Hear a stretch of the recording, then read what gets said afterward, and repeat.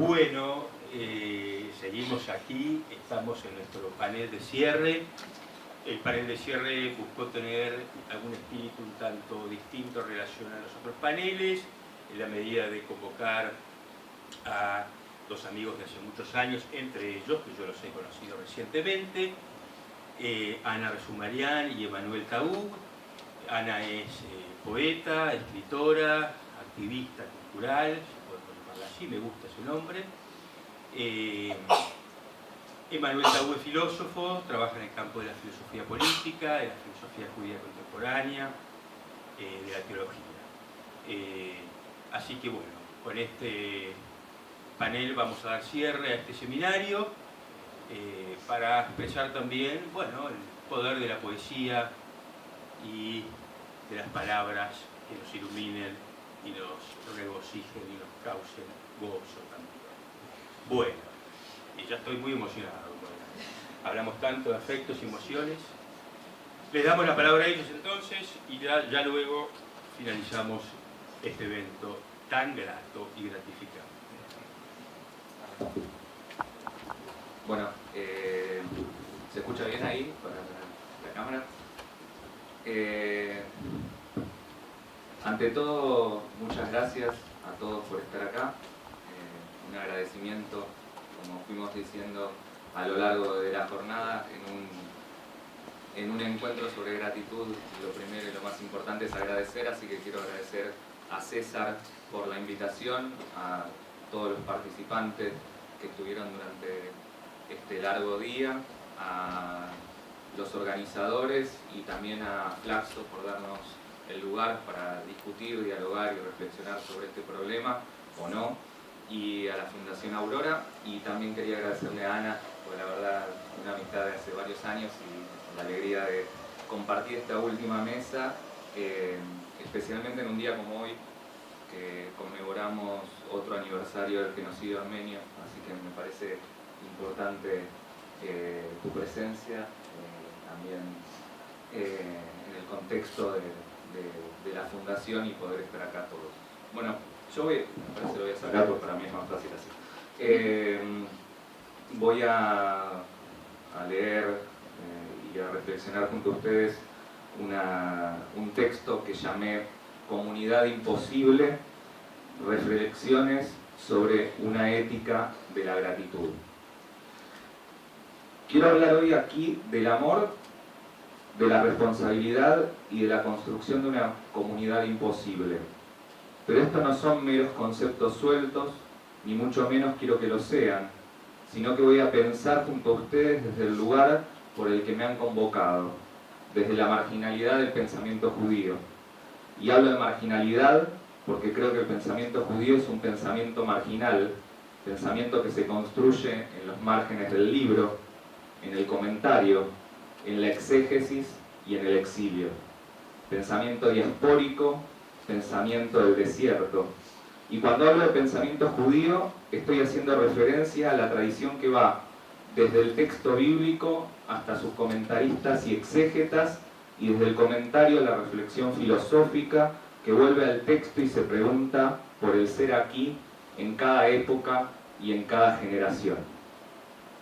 Pero que, como bien ha señalado Franz Rosenzweig, al renunciar al mundo universitario, y este texto que hoy presento llevará el espíritu del pensador judeo-alemán de principios del siglo XX, su vida quedará determinada por el ímpetu oscuro del que ahora soy consciente, escribe, solo al darle el nombre de mi judaísmo.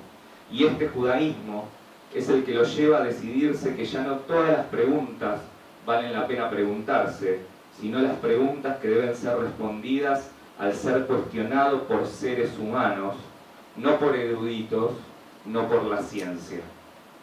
Pero, ¿qué quiere decir esto? ¿Cuáles son las preguntas de los seres humanos? ¿Quiénes son los seres humanos? Ante todo, quiero decir que hay preguntas que están más allá del reduccionismo disciplinario de las ciencias que nos convocan o de los ámbitos académicos a los que pertenecemos. Son las preguntas del ser humano, son las preguntas de aquel que puede preguntar, son las preguntas del perplejo de Maimónides, aquel que habiéndose formado en una tradición religiosa se ha visto deslumbrado por la filosofía y la duda, por la inquietud del pensamiento más allá de los límites del encierro institucional. Las preguntas del ser humano son las preguntas que están fuera de la institución, así como también, quizá adentro, las preguntas que nos permiten ensanchar los márgenes del conocimiento, que nos permiten construir saberes, que nos permiten un pensamiento crítico. Hablar de filosofía judía es también hablar de un límite que debemos romper, que debemos poner en tensión. Por eso prefiero decir pensamiento judío y no filosofía judía, y desde ahí les hablo. Y desde este hablar, desde esta manera de ver el mundo, podemos hacernos las preguntas que hoy nos convocan, preguntas urgentes. ¿Qué es la gratitud? ¿Cómo llegamos a ella? ¿Para qué sirve la gratitud? ¿Podemos construir sociedad o comunidad a través de este concepto raro en nuestras disciplinas que llamamos gratitud? Me gustaría comenzar entonces este recorrido desde las palabras divinas y desde ahí dirigirme hacia las interpretaciones humanas, desde el texto bíblico a la exégesis rabínica y de la interpretación de los doctores del Talmud a nuestro comentario. Y para eso me gustaría reflexionar sobre los conceptos de humanidad, de amor y de amistad. En los primeros versículos del capítulo 15 del libro del Éxodo podemos leer estas palabras. Entonces cantó Moisés junto a los israelitas este canto a Dios, cantaré a Dios porque es sumamente exaltado, y el caballo con su jinete egipcio arrojó al mar, precipitó al mar a los carros de Paró y a su ejército, y a sus más escogidos militares los hundió en el mar Suf, rojo, las profundas aguas los cubrieron, se hundieron en las profundidades como una roca. Los hijos de Israel, pueblo en construcción, se habían liberado de la esclavitud egipcia. Luego de las 10 plagas, el faraón había torcido el brazo y permitido su partida. Sin embargo, como todos sabemos, rápidamente se arrepintió de su decisión y el ejército egipcio salió tras ellos. Luego viene el episodio milagroso de las aguas del Mar Rojo, Yam Suf, y las aguas que vuelven a cerrarse cuando los egipcios estaban dentro de él. En este contexto, luego de experimentar el verdadero sentimiento de triunfo sobre sus antes opresores y ahora perseguidores, los hijos de Israel deciden entonar un cántico de agradecimiento y alegría a Dios. De ahí proviene el pasaje bíblico que acabo de leerles. Sin embargo, y ante la algarabía de los vencedores, los sabios del Talmud nos relatan, en el contexto de una discusión sobre los castigos de Dios al pueblo de Israel, una historia que pone en entredicho este evento específico. Esta discusión talmúdica pertenece al Talmud de Babilonia, a uno de sus libros en los que se analizan las regulaciones y prescripciones con respecto a la lectura del libro de Esther para una de las festividades judías, la festividad de Purim, una festividad alegre en la que se conmemora el milagro relatado en este texto bíblico, en el que el pueblo judío logra sobrevivir a un intento de ser aniquilado bajo el mandato del rey persa Ahasverosh, más o menos en el año 450 antes de la era común. Y así dice el relato talmúdico. El rabino Yoshua ben Levi preguntó: ¿el santo bendito sea de hecho se regocija por la caída de los malvados? Pero está escrito: y salieron ellos delante del ejército, dijeron: den gracias al Señor porque para siempre es su misericordia. Y el rabino Yohanan dijo: ¿por qué razón fueron las palabras? Porque Él es bueno, no se menciona en esta declaración de agradecimiento, ya que la formulación clásica es: dad gracias al Señor, porque Él es bueno, porque su bondad permanece para siempre. Porque el santo bendito sea no se regocija por la caída de los malvados, dado que esta canción fue cantada después de una victoria militar que involucró la caída de los malvados, el nombre de Dios no fue mencionado para bien. Y del mismo modo, el rabino Yohanan dijo: ¿cuál es el significado de lo que está escrito? Y el uno no se acercó al otro en toda la noche.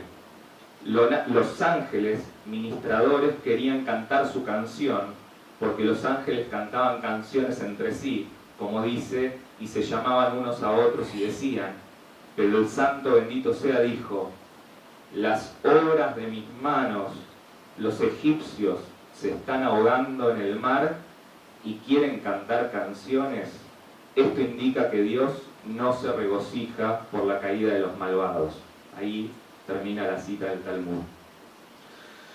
Se nos abre aquí el universo de la interpretación, el universo del pensamiento judío con todos sus matices interpretativos y sus aparentes contradicciones. ¿Por qué esta contradicción o paradoja que es constitutiva de este pensamiento? El pueblo judío se libera finalmente de la persecución de los egipcios, pero Dios no se regocija ante el mal de su creación, ya que los egipcios son también criatura divina. El regocijo puede ser solamente de los hombres, como consecuencia de los avatares divinos humanos, pero no puede ser regocijo del Creador, ni tampoco de sus criaturas angelicales. Sin embargo, y aquí el comienzo de nuestra interpretación, ¿puede el hombre agradecer por la muerte de los otros hombres? ¿Puede el hombre regocijarse por la muerte del otro? ¿Quién es el otro? ¿Quién es el prójimo? ¿Y cómo podemos construir una relación de alteridad desde esta lectura en la que Dios no permite agradecimientos ni cánticos de felicidad por la muerte del otro hombre? Tratemos de reflexionar entonces si nos encontramos ante una paradoja o ante una aporía y qué forma de relación social trae aparejada. Entre enero y marzo de 1921, Franz Rosenzweig impartió 3 lecciones en la Freie Jüdische Lehrhaus en Frankfurt de Meno. Introducciones al pensar judío es el sugerente título de los borradores que llegaron a nosotros, borradores que nos permitirán continuar con nuestro recorrido. Según Rosenzweig, existe un pensar judío o un pensar en términos judíos que, a diferencia de la filosofía que desconfía del sentido común, se para frente al pensar griego, que es lo que llama el pensar sobre lo que es propiamente. Pensar hacia el prójimo desde el sentido mismo de su proximidad real o imaginada, pensar el otro, pensar sin filosofar. Esta es la tarea, la renuncia del propiamente y al así es, al yo tengo la verdad, al esencialismo del ser. De esto se trata el pensar judío y el nuevo pensamiento rosenzweiriano. Y así lo describe en uno de los párrafos más hermosos de su literatura, párrafo al que le deberíamos y podríamos dedicarle una conferencia entera, que quizás sea esta. Así dice el párrafo de Rosenzweig. Tejer de nuevo los hilos desgarrados entre lo cotidiano y el día de fiesta. Hacer de nuevo de lo cotidiano, de la entera semana laboral del pensar, una preparación para el Shabbat del pensar. Ensanchar de nuevo, por tanto, también lo cotidiano. Apartarse de la infame separación y división entre la realidad y el ideal, entre lo forzoso y la libertad. Cambiar la arrogancia del pensar por la humildad, la mala conciencia de la acción por la buena. Ante todo, reconciliar la vida con el pensar. Lo cotidiano es el día a día, el día de la semana antes del día de descanso, del Shabbat dedicado al reposo y al estudio. Cotidiano como el día en el que transcurre la vida junto al otro. Pero leer esta cotidianidad como un puente entre lo común y lo festivo, entre lo que en hebreo se llama Hol, que viene de lo común, y como se designan a los días semanales, y lo Kadosh, lo sagrado, que designa el tiempo de las festividades y las rememoraciones. Pensar en el día a día, en la semana con la humildad de quien actúa bien ante el otro y con el otro. Hacer el bien es siempre hacer el bien con el otro. Cambiarle el signo negativo a la cotidianeidad de lo común, de lo corriente. Por eso nos dice reconciliar la vida con el pensar, reconciliar el trabajo con el pensar, hacer de la semana lo sagrado y de lo sagrado una tarea. Que en nuestras mentes resuenen estas ideas. Pensar de lo cotidiano es lo común, en donde salgo al encuentro con el otro, no solo con Dios a través del texto bíblico, y por eso darle a lo cotidiano y a las preguntas del sentido común también el sentido de lo festivo, de lo sagrado, hacer el bien y reconciliar así la vida con el pensar. De esto nos hablan nuestros sabios, pero pareciera que sus palabras se han perdido en la oscuridad de la historia olvidada. Maimónides, el gran pensador judío del siglo XII, escribió en su Mishneh Torah, el código sistemático de la ley judía, que en los días de fiesta, y cito, al comer y beber uno debe dar de comer también al extraño, a los huérfanos, a las viudas y a los demás pobres y necesitados, y compartir nuestra comida con ellos. Quien, por el contrario, cierra las puertas de su casa a los pobres y necesitados sin ofrecerles nada, cuando celebra un banquete rodeado de su esposa y sus hijos, entonces no celebra una celebración religiosa, sino que se entrega a la celebración de su estómago. Es este compartir con el otro en el día festivo, mirar al otro que está del otro lado de tu puerta, lo que transforma en sagrado el día festivo y lo cotidiano. Salirse de la celebración de uno mismo, de su propio estómago, o sea, de su egoísmo y su mismidad. Es esta obligación la que constituye un fundamento ético, y por eso debe trascender los aprisionamientos de la obligatoriedad y la ley para ser la piedra angular de una ética de vida y una ética que vuelva a tomar para sí misma a la política. La viuda, el huérfano y el pobre son los símbolos bíblicos de la otredad a la que debo salir al encuentro, del otro que me reconoce como responsable ante los dolores del mundo. Son también los símbolos del universalismo, de lo más allá de lo judío, del encuentro con el mundo real, con el aquí y ahora. Para ser sagrado lo cotidiano, ante todo debemos mirar al otro. Más aún, debemos ser responsables con el otro. El proyecto de pensamiento de Rosenzweig lleva consigo los ecos de la justicia social como proyecto ético-político, que ya estaba presente en los profetas, así como también en Maimónides, en su maestro de Rosenzweig, Hermann Cohen, y luego, tras de él y bajo su constelación, en el pensamiento de Manuel Levinas. Regresemos entonces al pensar. Debemos pensar desde el exilio del pensamiento, y este exilio es el prójimo, lo siempre distante y lo distanciado, lo siempre otro y otro con mayúscula. Debemos pensar desde un otro modo de pensar, pero ¿pensar qué? Pensar la verdad. ¿Qué verdad? Lo inaprensible, lo imposible de comprender. Esta es la tarea primera y última del pensamiento. La verdad es inalcanzable, es evasiva. La verdad es la presencia del otro porque nos trae la verdad cuando se presenta ante nosotros.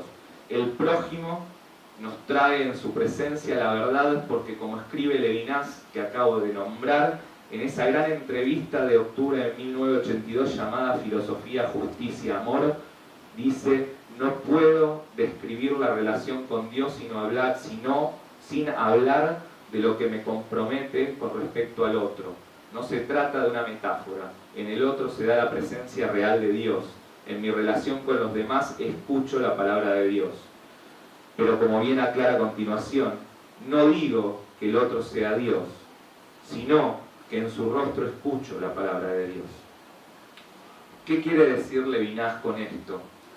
Que el prójimo es el otro hombre, porque como bien dice, en la Torá, Dios desciende como palabra hasta el hombre, y este descenso de Dios tiene forma de palabra en forma de orden ética o mandamiento de amar. En el rostro del otro adviene el mandamiento que irrumpe la marcha del mundo. Pero volvamos a la reflexión sobre la verdad. Si Dios es la verdad, entonces, es una verdad no humana, impensable, una verdad que hace silencio. Por eso, el otro, su existencia y más aún la posibilidad de su inexistencia, la posibilidad de su muerte, me posibilita una verdad alcanzable, pero nunca verdadera. El otro constituye una alegoría de la verdad. Esta alegoría de la verdad que representa el otro como huella de la palabra divina, o sea, de una ética y una responsabilidad. Esto es lo que voy a llamar relación imperfecta. Esto es una construcción paradójica en la que Dios existe al constituirse como dimensión ética, integrando así el nomos oculto de las relaciones humanas. Es así que en esta relación imperfecta, Dios como dimensión ética se filtra y se recrea como responsabilidad, justicia y amor entre uno y otro. Por eso que, volviendo a Levinas, el yo soy yo y el él es él debe transformarse en una relación ética y no en mera ontología. Esa es la diferencia que se presenta entre la respuesta de Caín, cuando Dios le pregunta dónde está su hermano y responde, ¿acaso soy yo el guardián de mi hermano? Y una relación comunitaria en donde el otro representa esta relación imperfecta que atañe a responsabilidad. La respuesta de Caín es sincera. En su respuesta falta únicamente lo ético. Solo hay ontología. Yo soy yo y él es él. Somos seres ontológicamente separados.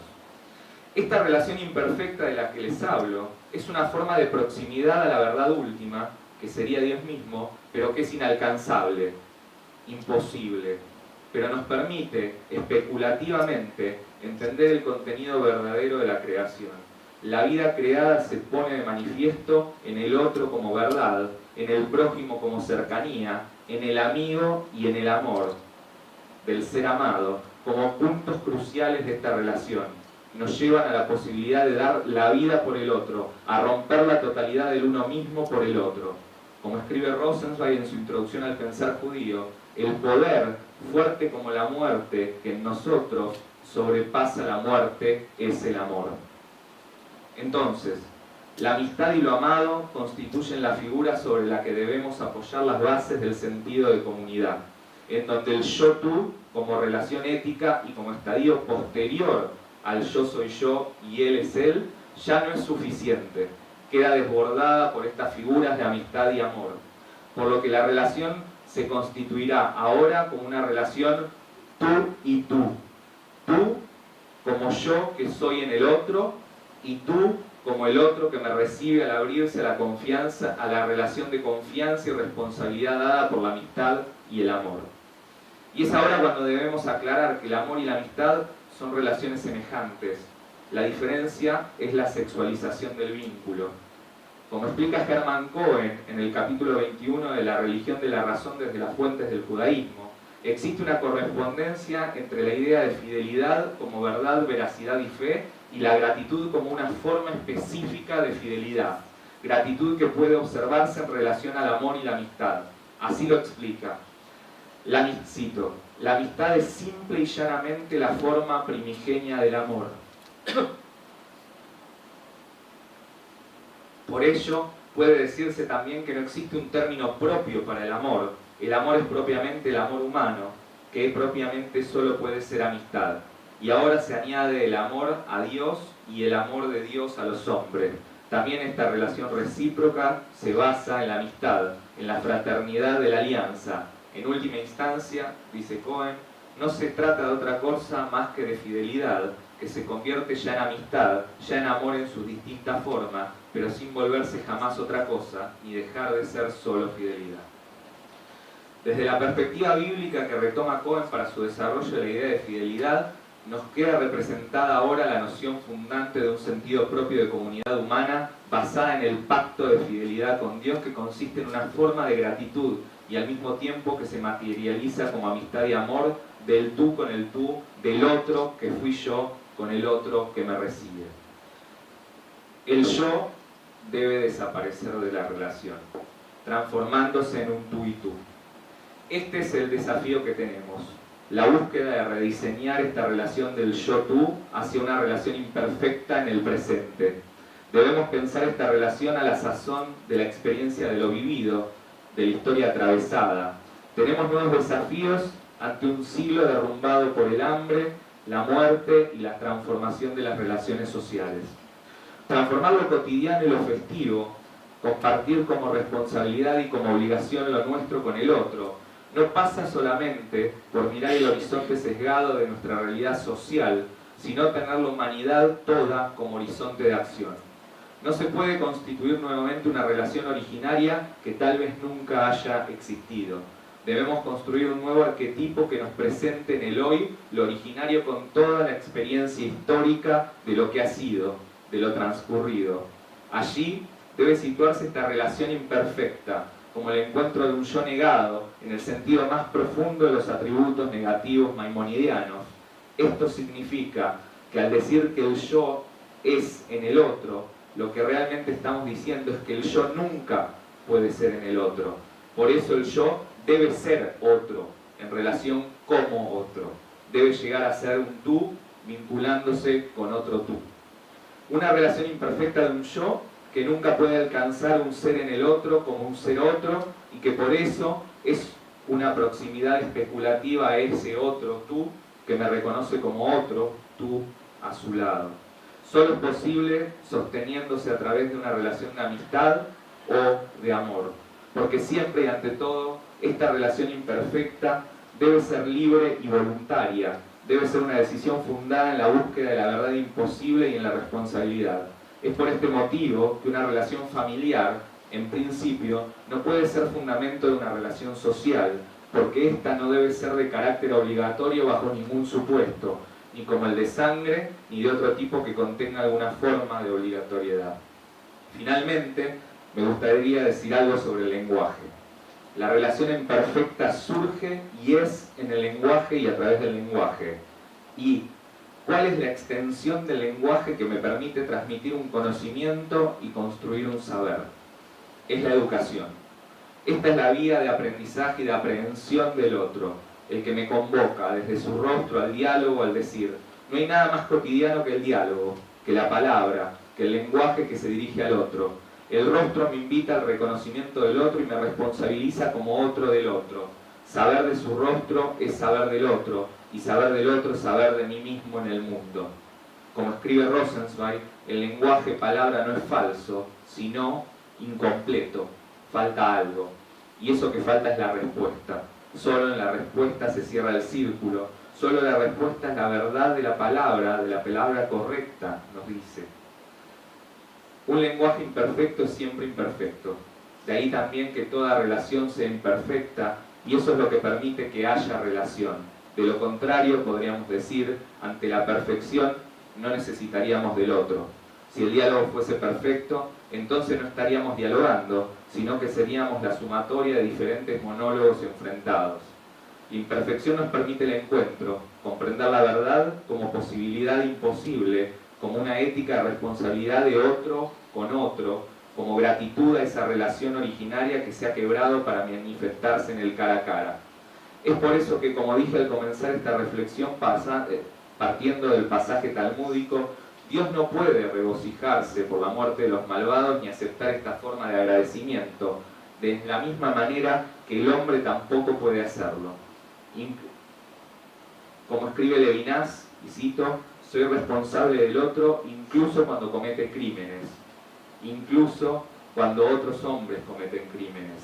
Para mí, dice, esto es lo esencial de la conciencia judía y creo que es lo esencial de la conciencia humana.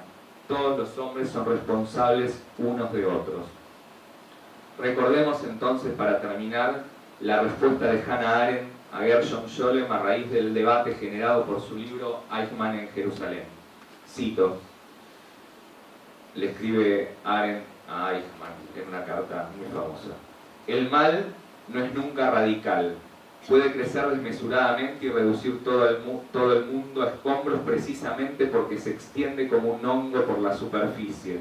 Es un desafío al pensamiento, como dije, porque el pensamiento trata de alcanzar una cierta profundidad, ir a las raíces, y en el momento mismo que se ocupa del mal se siente decepcionado porque no encuentra nada. Eso es la banalidad. Solo el bien tiene profundidad y puede ser radical. Solo el bien tiene profundidad y puede ser radical. Repitámoslo. Solamente la decisión de hacer el bien nos puede sacar del letargo de nuestros tiempos modernos. Hacer el bien, construir una relación de tú y tú, una relación imperfecta que haga de las características de la amistad y el amor como dimensiones del pensamiento el fundamento de la comunidad. Así, y solo así, la gratitud volverá a ser un valor para el ser humano. Muchísimas gracias.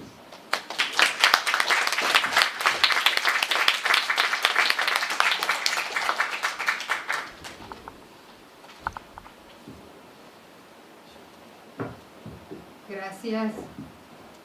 Gracias, Emanuel, por acercar estas palabras justamente hoy. Gracias a Flaxo por el espacio. Gracias, Aurora. Gracias, César. Gracias, Julieta. Comenzar a hablar después de estas palabras sobre la amistad y el amor implica también una responsabilidad otra ahora.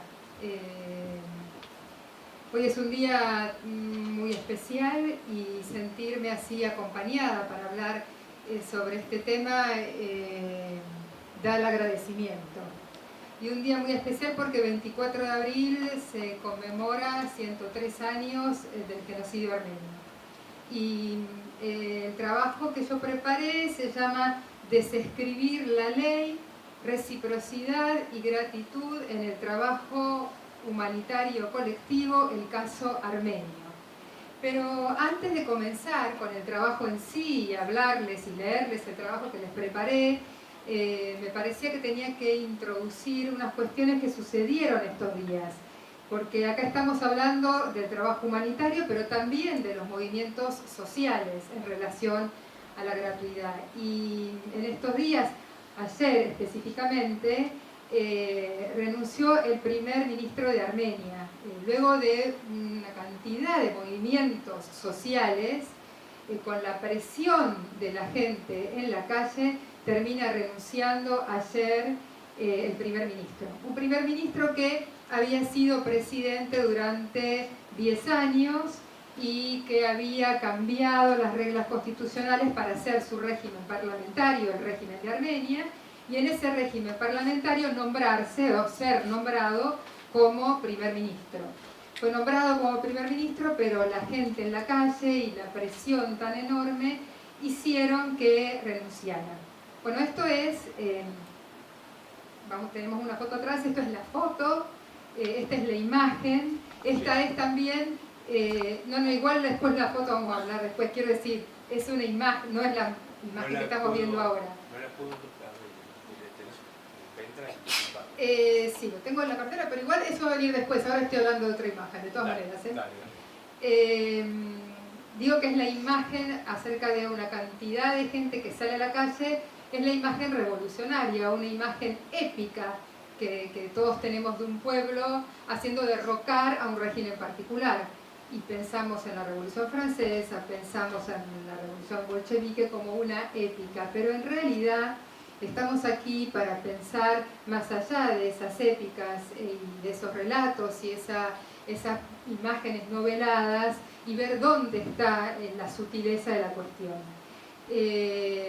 El primer ministro renuncia y la imagen es esa foto, la gente en la calle, pero en realidad parte del ejército estaba con la gente, es decir, el ejército se suma al reclamo de la gente y parte de la iglesia. Entonces, para pensar un poco acerca de los movimientos sociales y como laboratorios en distintas geografías, qué pasa en un movimiento social en las ex repúblicas soviéticas, qué pasó en Ucrania, qué pasó ahora en Armenia, qué nos puede decir a nosotros como latinoamericanos cuando tenemos un régimen injusto y no sabemos cómo hacer y creemos que la gente en la calle puede o podrá derrocarlo. Esa foto que nos dice, la foto dice sí, es la foto. En realidad entonces detrás de la foto está el ejército, está la iglesia en el caso armenio, y entonces la mira tendría que ser a ver de dónde están, del lado de quién están las armas. No si las armas se utilizan o no, porque en definitiva la revolución esta que derroca al primer ministro se llamó Revolución de Terciopelo, nadie salió lastimado, no hubo roturas ni siquiera callejeras, por eso Revolución de Terciopelo, pero ¿dónde estaban las armas? Yo les voy a leer un poema, en realidad todo el trabajo está bordado, está cosido con poesía, vamos a ir y venir entre lo poético y lo ensayístico, y en esta costura les voy a leer un poema de Mariné Petrosian, de un libro que se llama, justamente, Disparó el arma. El poema se llama El presidente y el policía. Ya oscureció bastante. Y aparentemente por eso nadie notó al presidente de la República de Armenia, que estaba parado solo en la Plaza de la Libertad bajo la lluvia. Solo lo vio un policía, casi sin creer en sus ojos.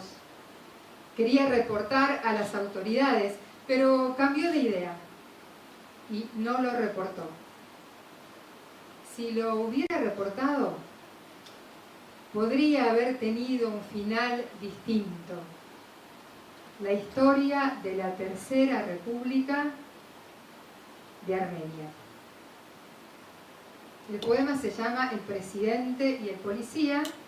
Vemos la relación de fuerza que hay entre el presidente y un policía, que es justamente quien detenta el arma, y cómo el destino, en este caso de una nación, en este caso de la Tercera República, estaba en esa tensión, en esa relación entre el presidente y quien tenía el arma, aunque no lo reportó, el policía. Por eso la idea es que en este caso de los movimientos, ver no la función del arma, no si el arma se utiliza o no, sino del lado de quién está, quién las tiene, y quién las tiene de quiénes están. Pasado esto, entender además que este año se cumplen los 100 años de la Primera República de Armenia. Este poema habla de la Tercera República, que es la que hoy día rige el Estado y la República Armenia.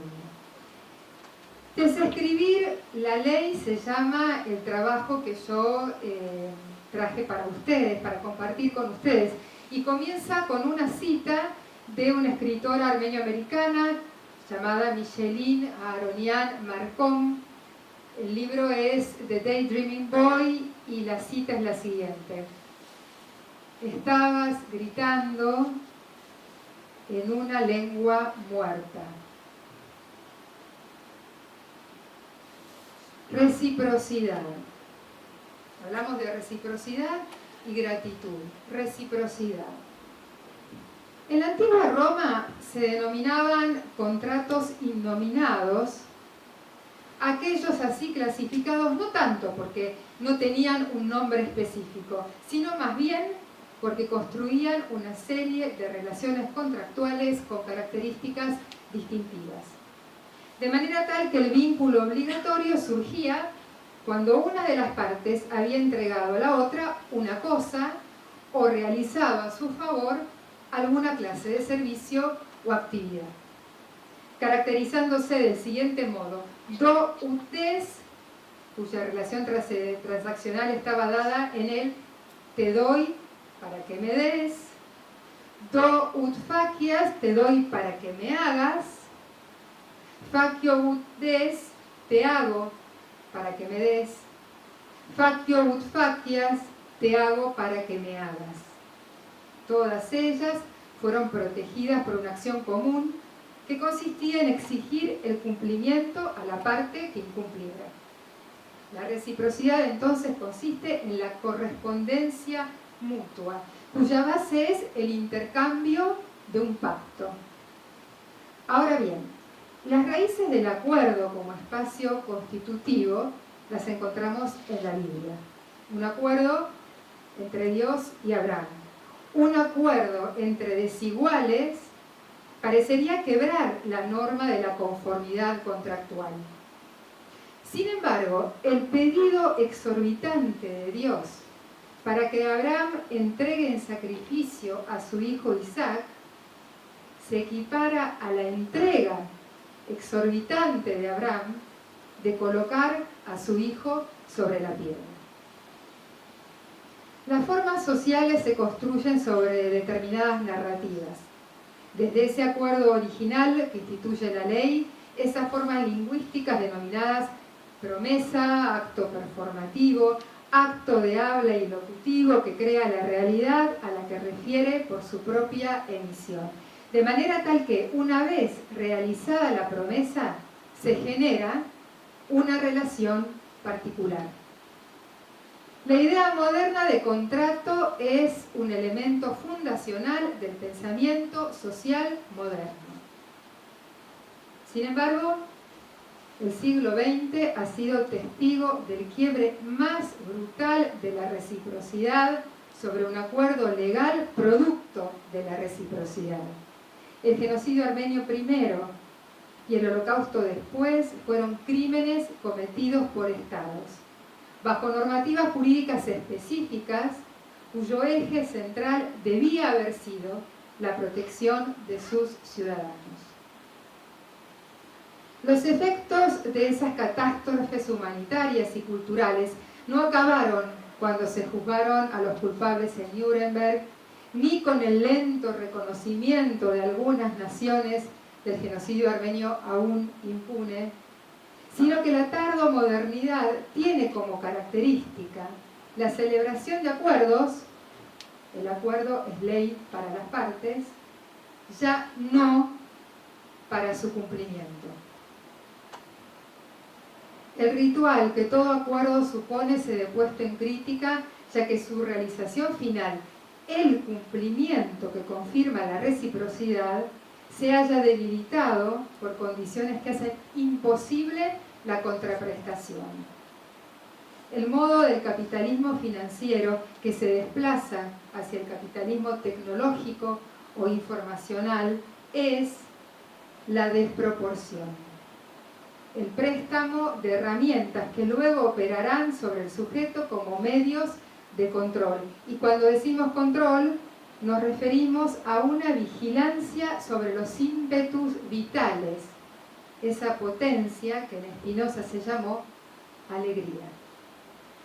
La práctica ritual es un esfuerzo por recalibrar el mundo. ¿Cómo pensar la ley de modo que en el cumplimiento de lo acordado se genere una relación deseante de correspondencia?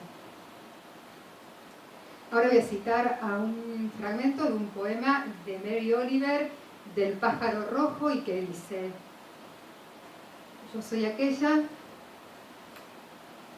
que tomó tu mano cuando me lo ofreciste. Yo soy la promesa de vacío en su retorno. Incluso los árboles sonreían. Siempre fui el pájaro, huyendo entre el ramaje. Ahora soy el gato con plumas en la boca.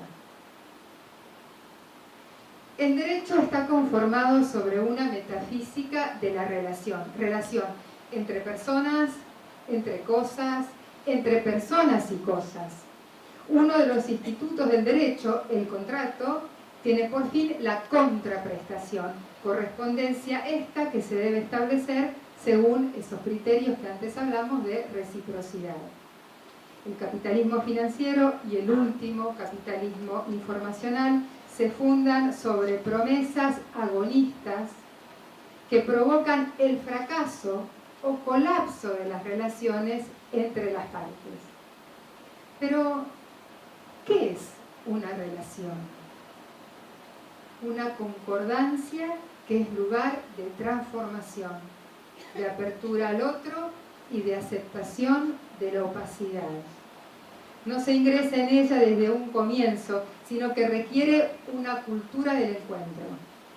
La relación compromete una nueva narración porque requiere ser relatada. La correspondencia entre víctima y victimario está anudada dentro de narraciones de odio y persecución. El cumplimiento del programa genocida consiste en consolidar esa pareja de no recíprocos. Si la verdad de la relación se da dentro de un relato, la reciprocidad necesita de la palabra para editarse. Una palabra cuerpo. Una palabra que sea una promesa, que renueve un pacto de salir del encierro de lo ya dicho y de lo ya nombrado. Marguerite Duras escribe en su libro El amor: sus hijos están allí dentro, ella los hace, ella los da. La ciudad está llena de ellos, la tierra se detiene, señala a lo lejos, hacia el mar, hacia el malecón. Ella los hace ahí, donde surgió el grito. Ella los deja. Ellos vienen, se los llevan. Si el ángel colocó un cordero en lugar del hijo en esa relación exorbitante, la palabra que nos falta es aquella designación angélica que desvincule al hijo del sacrificio. Y cuando decimos angélico, no lo hacemos desde el criterio de lo religioso, sino desde la noción poética de ese nombre.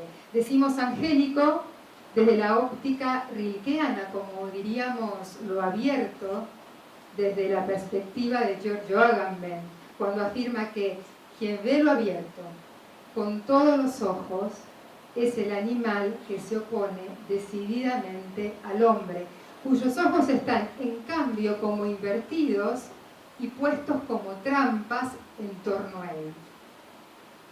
La creación de una lengua, la vitalidad de una lengua que relacione a un colectivo deseante. Esa es la palabra que falta. Y ahora vuelvo a citar a Micheline Aronian-Marcom de Daydreaming Boy. Quiero solo el cuerpo. Y quiero los sonidos que hace. La verdad de la carne, del niño chupando a su madre, su chasquido antes de que se pegue a su teta. Ella lo escucha, reconoce su hambre, su placer. El idioma armenio está muerto. Fue asesinado durante el verano del año 1915, cuando ninguna palabra, ni frase, ni lírica, ni oda dicha a la dignidad del hombre, ni diario, ni proclama realizada por el patriarca, ni ruego de la muchacha antes de que el soldado la violara, ni carta o cédula de identidad pudiera decir. Decir de manera que hubiera podido ser escuchada, de manera que los cuerpos hubieran podido ser sacados del desierto y devueltos a sus casas, de manera que los hombres hubieran podido ser sacados de las zanjas, las mujeres y los niños de los ríos, los bebés de debajo de los árboles, los huérfanos de los orfanatos y devueltos a lo que habían sido. Su lengua no podía alterar la mínima brisa, no podía decir no. No podía decir, por piedad, por honor, al soldado turco, por favor, señor, soy un hombre. Una lengua vinculada en una familia metafórica, cuyo principio sea el parentesco bilateral. Una lengua que sea pacto y que sea gracia. Labor de nuevos himnos, de nuevas oraciones fúnebres. Esto fue el análisis de reciprocidad. Ahora voy a analizar qué es gratitud. Y para eso sí, voy a ir a la imagen que tengo en el pendrive, que está ahí dentro.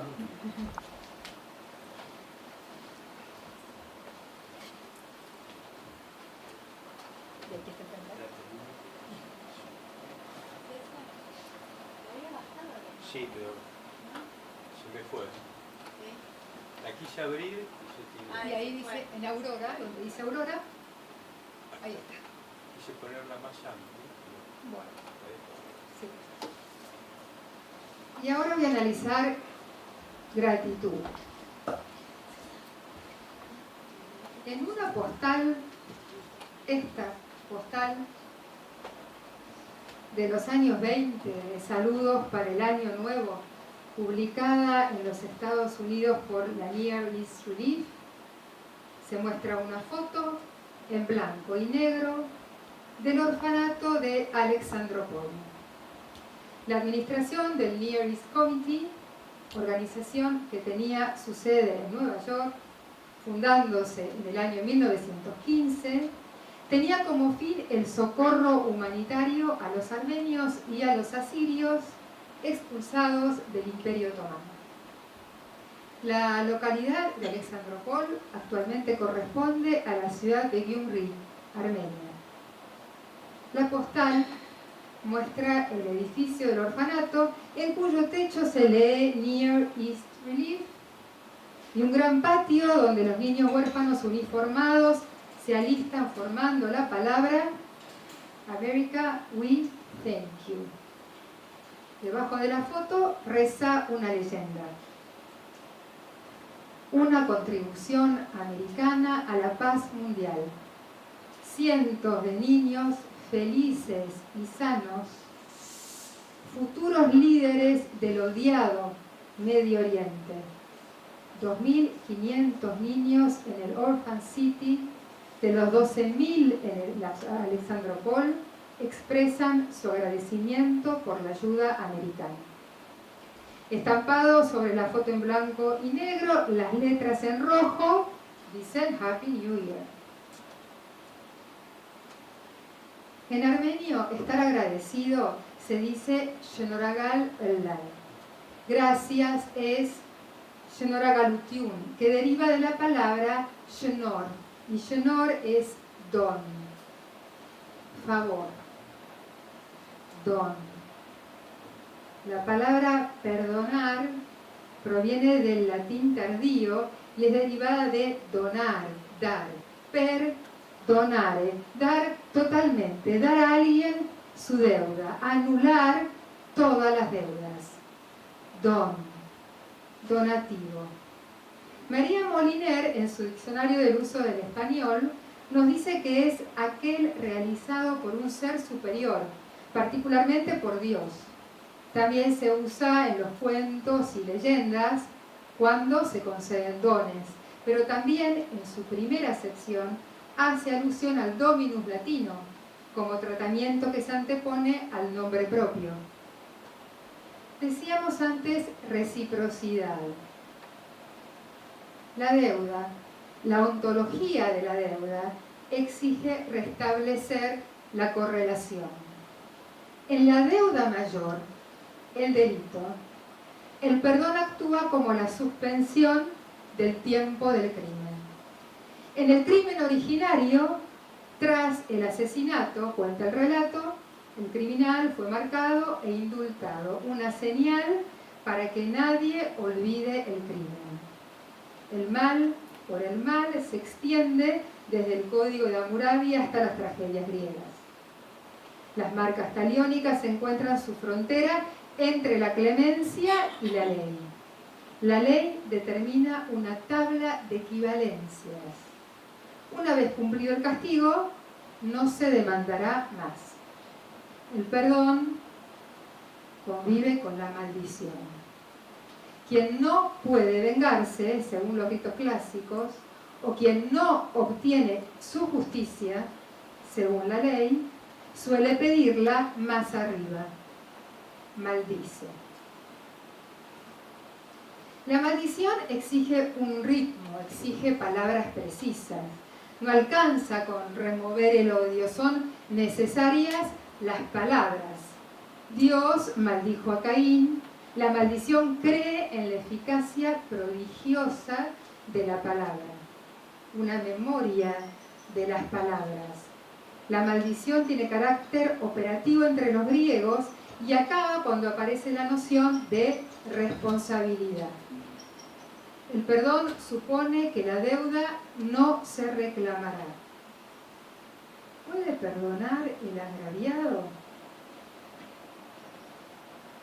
Si ha convocado a la justicia, ella se hace cargo y actúa. Porque el perdón no es justo. Pertenece a un orden distinto al mundo conmutativo de la justicia. Perdonar no es justo, escribe Amelia Valcárcel, es otra cosa. El occidente cristiano viene repitiendo desde hace siglos: perdona nuestras deudas como nosotros perdonamos a nuestros deudores.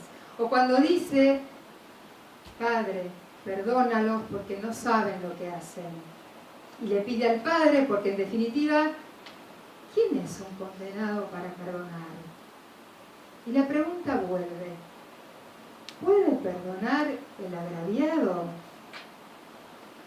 Hubo un tiempo retórico de una potencia divina de venganza. Le siguió otro secularizado, donde la vara hegeliana de la razón y su ley ponían el precio a la deuda. Hoy, cuando la confianza providente ha sucumbido, habrá que inventar una lengua nueva para reclamar el pago. Gracias, escriben los huérfanos en la postal con sus cuerpos. Son los cuerpos que hablan todavía. ¿Cómo se lee? ¿Y quién? En una tarjeta escrita en inglés para ser repartida entre americanos, la fotografía de los líderes futuros del odiado Medio Oriente. ¿Cómo podrían agradecer esos niños ser los futuros líderes de un sitio que les pertenece y se adjetiva como odiado? ¿Cómo se verán a ellos mismos escribiéndose un gracias que ni siquiera entienden? Yankelevich es claro, no se puede perdonar lo que no se puede castigar. Y traigo otra vez a Mary Oliver en El pájaro rojo que dice, oh amor, tiende tus manos otra vez sobre mí.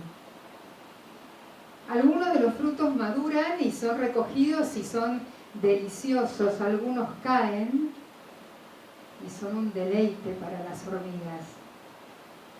Algunos se esconden bajo la nieve y los ciervos hambrientos pueden salvarse.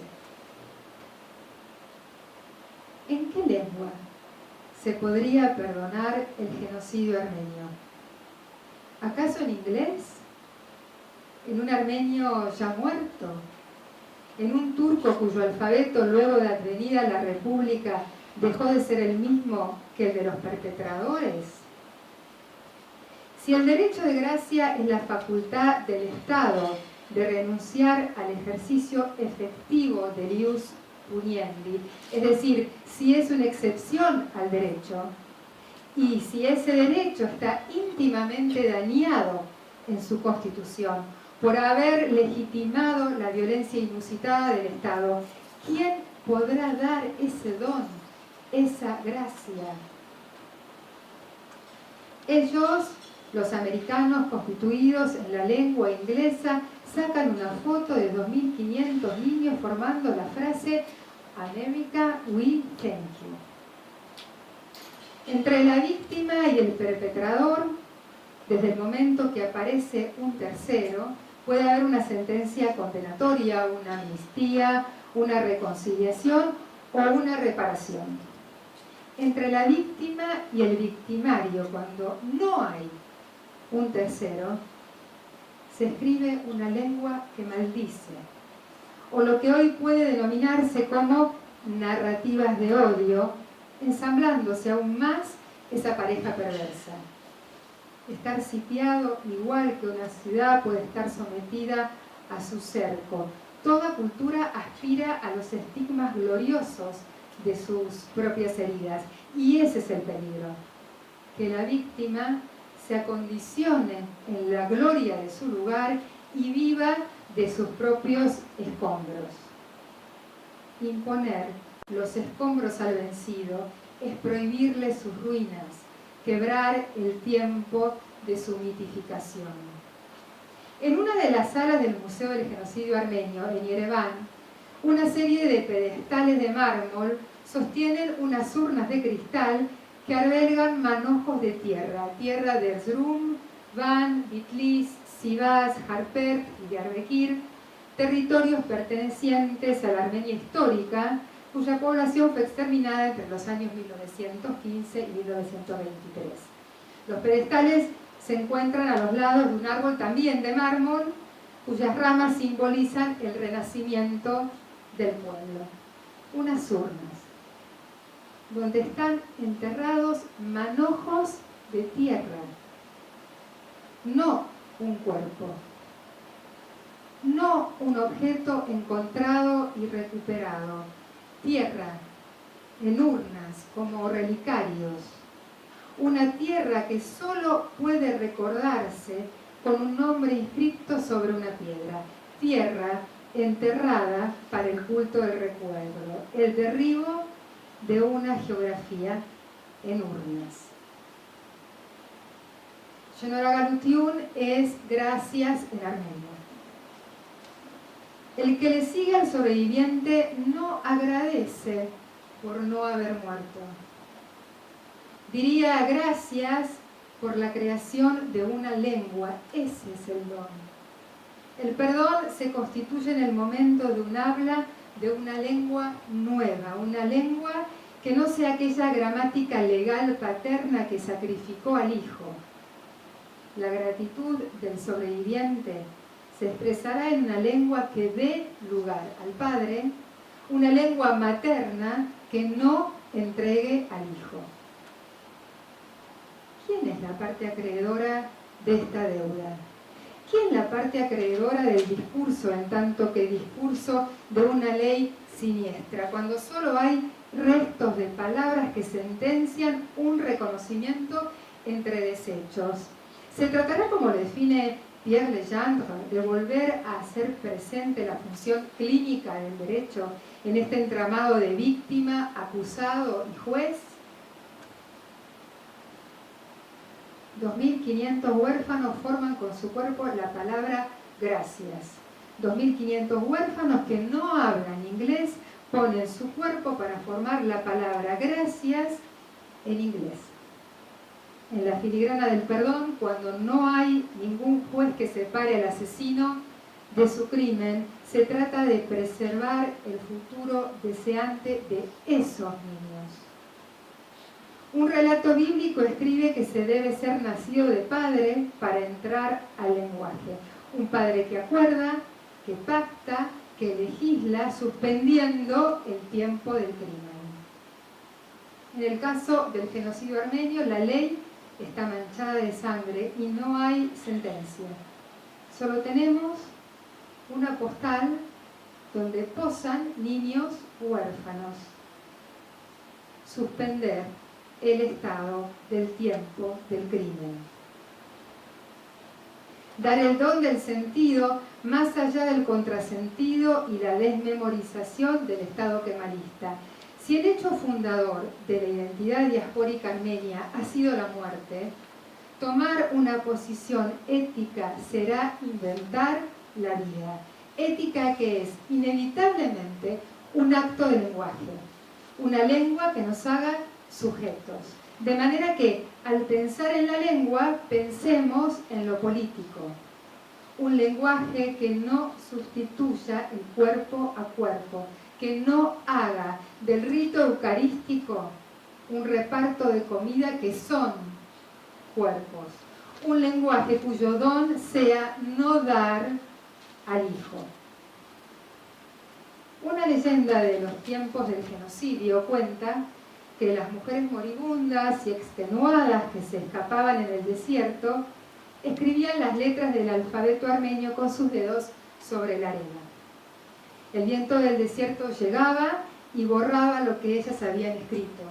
Pero ellas eran tan tenaces que no se resignaban y volvían a escribirlo. Así fueron salvadas las letras. Sin embargo, los manuscritos enterrados no pudieron ser hallados hasta hoy. Y es significativo porque muchos de esos manuscritos, se dice, han sido enterrados en el desierto de Siria, en los desiertos sirios, pensando en lo que pasa en Siria hoy. Entonces, esos manuscritos esperan el día en que los armenios vuelvan a juntarse, dice la leyenda. Se dice que en la mano del último armenio habrá una llave y apenas se acerque a las piedras, los libros murmurarán desde el fondo de la tierra. El don, la llave, los libros, esa identidad en una lengua la gracia. Madres para tanta orfandad. Gracias.